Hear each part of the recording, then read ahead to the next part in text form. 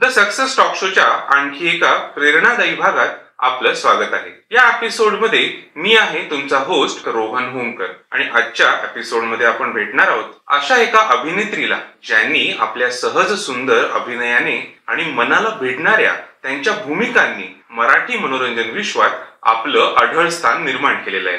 आज आपल्या सोबत आहेत मराठी चित्रपट, रंगभूमी आणि मालिकांचा गाजलेला चेहरा शर्वणी पिल्लाई मॅडम। महाराष्ट्रामधून करिअरला सुरुवात केलेल्या शर्वणी ताईंनी आपल्या कारकिर्दीमध्ये अनेक संस्मरणीय भूमिका साकारलेल्या आहेत। अवंतिका या गाजलेल्या मालिकेमधील सानिका या भूमिकेतून त्यांनी प्रेक्षकांच्या मनात आपलं स्थान निर्माण केलंय। तू तिथे मी या चित्रपटातील सोज्वळ सुनबाईच्या भूमिकेने त्या घराघरात पोहोचले। त्यांनी दामिनी, तुझं नि माझं घर श्रीमंताचं, आंबटगोड, मुलगी झाली हो आणि स्वराज्य रक्षक संभाजी या मालिकांमधील त्यांच्या दमदार भूमिकांनी प्रेक्षकांच्या मनात आपली छाप सोडली। फक्त छोट्या पडद्यावरच नव्हे तर मोठ्या पडद्यावरही त्यांनी आपलं खास स्थान निर्माण केलेलं आहे। जोगवा, देऊळ, निशाणी डावा अंगठा यांसारख्या चित्रपटांमधून आणि अतिथी तुम कब जाओगे या हिंदी चित्रपटांमधून सुद्धा त्यांनी आपली अभिनय क्षमता सिद्ध केलेली आहे। याशिवाय मराठी रंगभूमीवर